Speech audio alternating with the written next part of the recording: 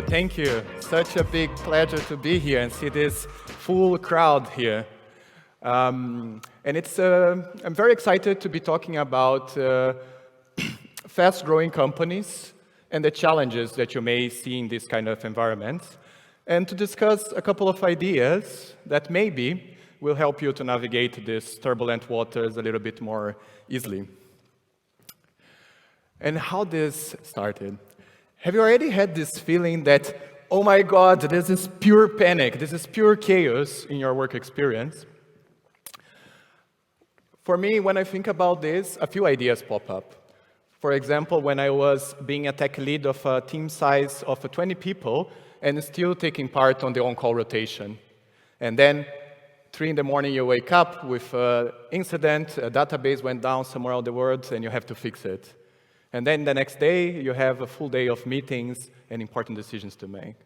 Or at the time that we needed to hire, and I was doing 5 or 6 interviews a week because our tech recruitment team was not so big.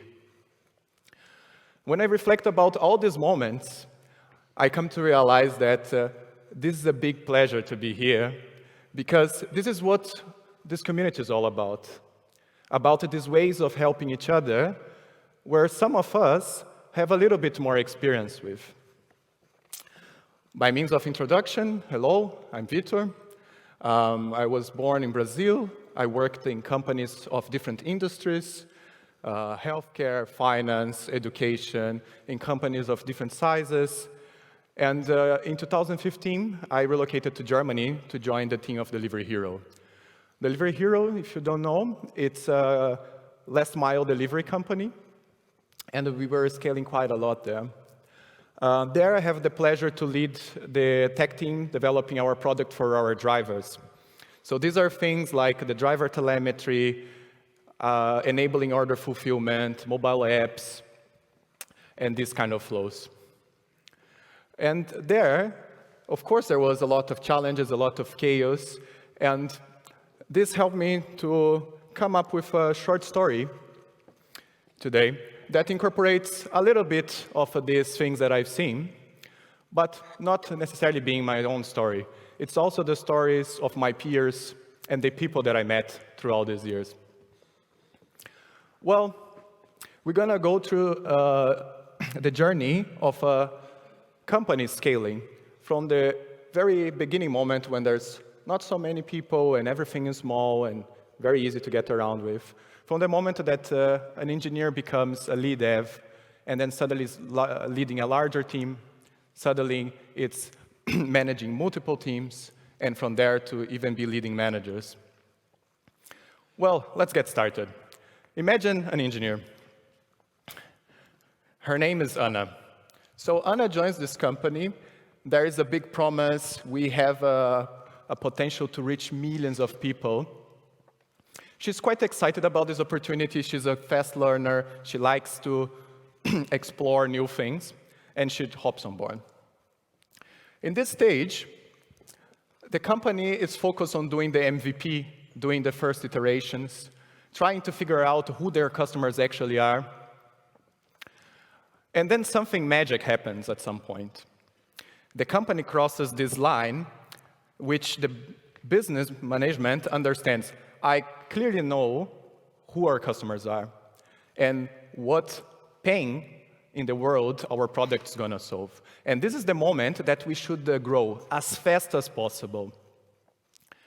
Anna has earned the trust of the team. She was contributing to the feature development. She was taking part on the on-call rotation and learning infrastructure. And then, because of this trust that she earned, at some point, the company, when they decided to grow, they decided to introduce more product lines, and there was a new team being created. So the manager of Anna decides to offer this chance to her. You're up to the job. At this stage, Anna, she's just there doing her own thing, and she doesn't know exactly what this means. What are the implications of becoming a tech lead? But she just has this can-do attitude, and she just hops on board. Well, in this stage, there are 2 priorities for her. First one is hiring, because she doesn't have a team. And second of all, it's also understanding what it's going to be this new feature, this new product that she's going to build with. Well, a few months passes, and eventually she managed to hire these people. She is progressing. She launched the MVP, and it was a total disaster. They failed badly. But because they applied these agile practices, they managed to pivot at some point and figure out their own way. Company continues growing. All the teams are hiring. And because Anna's team already pivoted and now it's already performing well, she is also having new joiners and finding more projects to do. And she's not alone. So there are other teams in this company. And for example, there is Maria and Sarah and many others that are her peer as tech leads. But here is when something unexpected for this company happens. Maria decides to leave for whatever reason. And now the company has a big problem to solve because they have to put somebody to replace her. They put a JD online and they cannot find a replacement for many weeks, many months. The team is getting nervous because they don't have one-on-ones, nobody is doing a career growth plan with them, they don't receive feedback, they don't think that the team is actually growing. And they disagree with each other, and they don't know how to come to terms and make decisions together. The company decides then to offer this chance to Anna.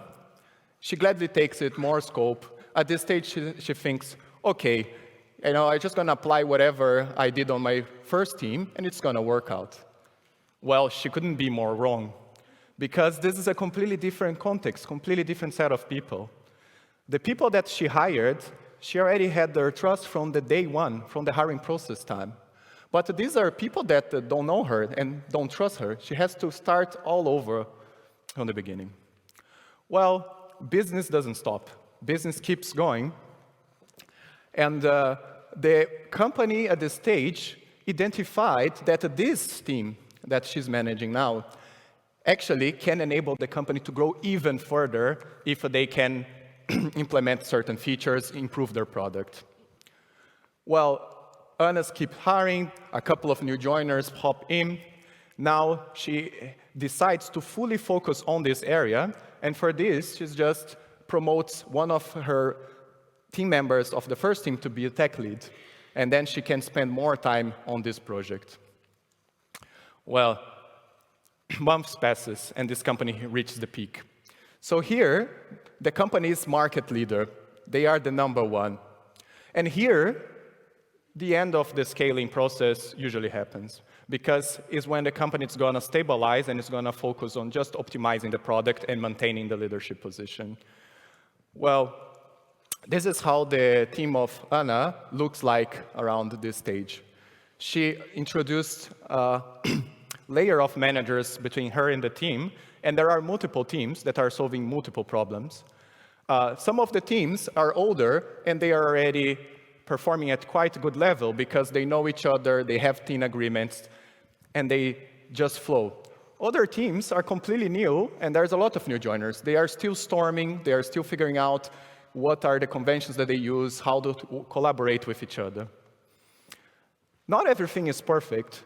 There are, of course, many failures, but the fact remains, she was able to grow as much as the organization throughout this journey. Even though that there were failures, in the end, she ended up contributing to the progress of the company. And here's where I would like to start a reflection. What did she do differently than the other people in her company? Why was she the only one that could grow as much as company in this time? These are very good questions. You may answer, luck. Of course, she needs to be in the right place at the right time, but she also needs to be ready to take the opportunities. And here is when I would like to introduce the idea that being self-aware is one of the most important skills you can have to be successful in your career. What do I mean by being self-aware? Knowing that you are wrong, it's a very useful skill. And lots of people who do good work, they have trouble knowing that they are doing poor work sometimes. And they keep doing the same things. And the same is true for some people that's actually doing good work, but then because they don't get success quickly, they pivot and go in another direction. So this idea of understanding if you are performing well, if you are going on the right path, it's very important. How does this apply for Anna in this story? It's the idea of reflecting. What does it mean to be an underperforming tech lead? What does it mean to be an average tech lead? Or what does it mean to be a top performer tech lead? When you are reflecting on questions such as this, you are on the path to look for answers. And to answer this, you have to make judgments. And the thing about to make judgments is that it's a lot about perspective. What may be acceptable in one place, maybe it's not acceptable in a different context. An engineer that for maybe one company, it's a top performer exceeding expectations, maybe in another environment, he would just be performing as expected. So the idea here is ask yourself and try to understand where do you stand in terms of performance, and reflect on the same for your team. But what happens if people doesn't have these answers inside your organization? This happens quite often because organization is just growing as fast as it can. Well, you should really reflect on this. Am I really the first person having this question? Because if you are, I mean, you really are lucky and you should probably stop everything you were working before and focus on this and maybe write a book and you're going to be the person that solved this for the first time. But most of the time, actually, we are not really the first people answering these questions. And Anna understood very quickly that she was asked to lead this team and to grow this organization. And there's very well-established practices and tools on how to achieve this. For example, I want to improve the hiring process of my company. There are very well-defined tools and strategies for doing so. Or perhaps I want to build trust with my team. There is very well-defined tools in the literature about this. And this is where communities such as this plays a big role. Because she was asking these questions and looking for help, and then she could progress and find these answers. She did this proactively by going to her boss and asking, hey, what does great look like for me in this role this year? She asked the people around. She asked her peers. Well, if you are in a similar point of your career, and you are trying to look at these answers, here goes 2 tips that you can look at. Like Julie and Kim, they were amazing influencers in my career because when I read these books, I just realized, oh my God, here are all the tools that I can apply to solve certain problems. There are thousands of books on these topics. There are the communities, there is conferences such as this, there are blog posts. Go in these places and find these answers, find these tools that you can apply to your context. Well, let's move forward. Remember when I said that there was a moment that the manager left and the company had this problem? Why didn't Sarah was the one chosen to take this role? Well, let's tell a little bit about Sarah. She's actually more experienced than Anna and had more years in a leadership role. She was in the company even earlier, and she was leading a critical team.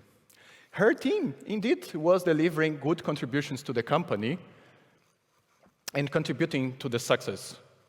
But she was the main cause of the success or either the failure of her team. She was irreplaceable. If she would have not been in this team would be falling apart because there were certain processes that only she could do it, and so on and so on. So then, the idea of being replaceable. Be replaceable. You're going to be doing yourself a favor. Like Molly Graham, she put this better than anyone that I know. She makes this analogy with Legos, and she goes on to say that scaling companies are like when you are building a very big tower, and complex one, with Legos. Well, in the beginning, there are so many Legos to play with that you are actually excited. You can play with so many Legos, you are building something really, really important. But then like a panic kicks in, and you say, oh my God, I'm doing so many different tasks, so many roles. And that's totally normal. And usually how companies solve this, okay, let's add more people so we can divide all these tasks. But this is when something funny happens, because people start really to get nervous. A lot of questions, emotions kicks in when there is new people on the ground. You may be asking yourself, is this person taking my job? You may be asking yourself, but what if this person don't do the job as good as I do? Or what does this mean? Like, will I have to give my software away to this person? So these are very, very, very strong emotions, and it's only normal to have them. It's part of the journey, part of the process. But you shouldn't allow it to paralyze you, because if these emotions are not managed well, they can become counterproductive, and then it can do an unservice to your organization. The reality is, if you want to grow as fast as your company is growing, you have to make peace with the idea of giving your job away every couple of months. And of course, I think it's easier said than done, because you have emotions. The product that you build, it's your baby. How can you just give it away to somebody else to raise it? But this is the reality. And that's why I think this analogy with the Legos works so well. Because imagine this very moment where there are children in the kindergarten and they are asked to share their toys and so on. I don't want to give my favorite toy to this other kid. Or what if they take all the good toys and I'm just left with the boring ones? These are the emotional part of it, right? That just kicks in, and you have to learn to deal with it. But in reality, especially in scaling companies, there is 10 times more Legos for you to go play than you actually imagine that there is. And that's not all to it, right? Because in fast-growing companies, especially in this moment you're in the middle of it, you already brought so many people in, and all these people, they have questions. You have to onboard them, you have to get them to be productive.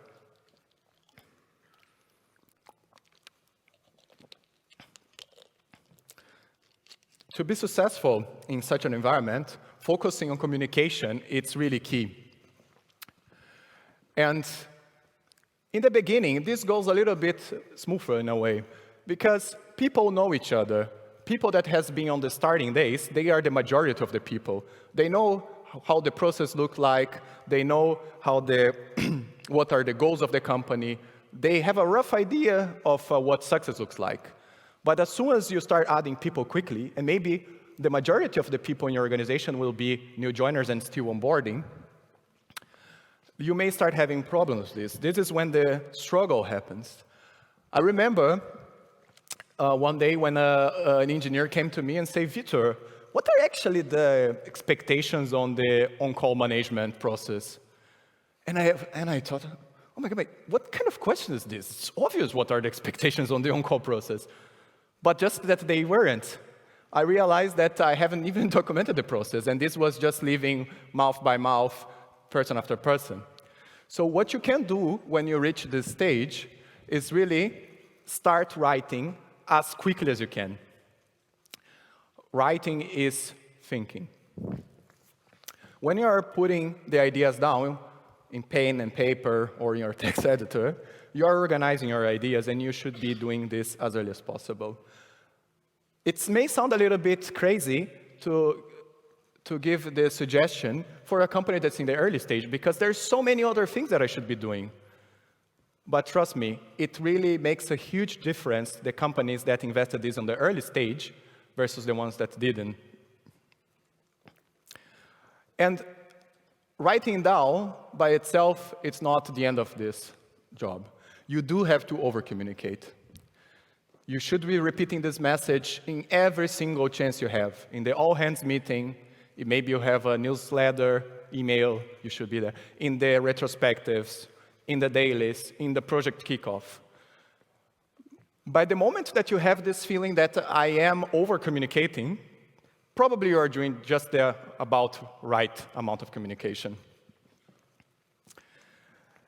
And I'm yet to meet a manager that didn't struggle with the idea of time. At some point, all of us goes in this journey that you have this feeling, oh my God, I lost my week a little bit out of control. My calendar, it's completely chaos. In my experience, becoming more efficient all starts with the idea of how you manage your time. You may know this saying that tell me who you hang with, and I will tell you who you are. I have a slightly modified version for you today, which is tell me how you spend your time, and I will really tell you what your priorities are. If you say that a project X or hiring or whatever is your priority, but you're not spending time on this, you're fooling yourself, because that's not really your priority. And this is, I think, like bringing the idea of self-awareness, self-reflection again, how this can help you with your time. You have to ask yourself these questions. What am I doing with my time that actually doesn't contribute to the goals, that actually doesn't make me more efficient? Or what would happen if I don't join this meeting that they are calling me in?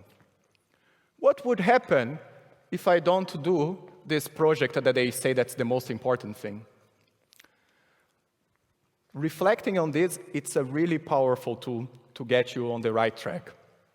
And then comes my favorite, which is, what do I do in my calendar that I can find somebody else in my team that can do it better or on the same level than me? These are things that you should absolutely be delegating. And if you look in your calendar and you cannot find these tasks, if you look in your calendar and everything that's there, only you can make it, or your team will not be successful, then you're having a serious problem because you're not being replaceable. So best thing you should do if you find this scenario is start training somebody on your team to do these tasks as soon as possible. Or if you cannot train them, figure out if you can hire somebody to do them. Or if you cannot do this, you should be documenting the process so maybe a peer or your manager could do it, and so on and so on. And again, what other ideas I have to get better a little bit of this time management? It is such a big topic, right? But if you are being self-reflective, you just have to ask one question, and this will put you on the right path for finding answers. In my experience, there are other three things that are quite common that ends up contributing for you not being effective because the ways we spend our times. The first is the idea of anticipation. What do I mean by anticipation? One of my favorite authors, he describes a high-performing team as actually a team with a boring routine, because nothing really happens. It's just business as usual, task after task. And this is possible only because they already anticipated all the crises that could arise, and they are already making these decisions as part of their day-to-day. While we have a team that's not performing well, usually they have a dramatic routine. It's things popping up that they didn't anticipate. It's escalations from stakeholders, it's technical failures and downtimes, because the lack of foresight. I'm not saying that if you have like an escalation or like an emergency happens, that your team is underperforming per se. I think the idea here is the pattern being consistent over a long period of time. In high-performing teams, they address the root causes, and they get to stabilize things. And it's not the same crisis repeating. When there is a new crisis, it's something completely different. But it's not going to be that very same problem that a certain team is struggling already for the 5th time. Second idea is be careful with overstaffing. In companies that are scaling quite a lot, the easiest thing is say, hey, I need 2 more people to join this project, and you probably get it if you can hire fast enough. But let's imagine a hypothetical project. You have to implement an authentication page, and then you have 2 developers assigned to this project, and they estimate that it's going to take 2 weeks. If you add 4 developers or 6 in this project, will it actually be done in half of the time? In 1/3 of the time? In my experience, actually no. Maybe it will take double of the time, or maybe even triple. Why? Because at some point, depending on how the organization is defined, people get on the way of each other. They have to align, they have to solve conflicts, and they waste a lot of time on this. And the third one, that's also very common, is poor organizational design. And I'm going to tell you how to spot this. If you are spending most of your time in meetings, probably your organization has an organizational design problem. Because, as a rule, meetings should never be allowed to become the main demand of your time. So, self-reflect on this, bring these questions to your peers, and these things can really help you to, to change the path you are. Well, I think when I look back through this journey of going from starting to scale up and hiring like crazy and eventually normalizing, what is the constant elements there? The chaos. It would always be chaotic. I never met a single team that's going through this journey that's not chaotic. And even though that things may feel very disorganized, trust me, it's normal. It's the most normal thing, and you should just accept it. It feels scary, but as you make peace with it, you just have to keep moving. I mean, enjoy the ride.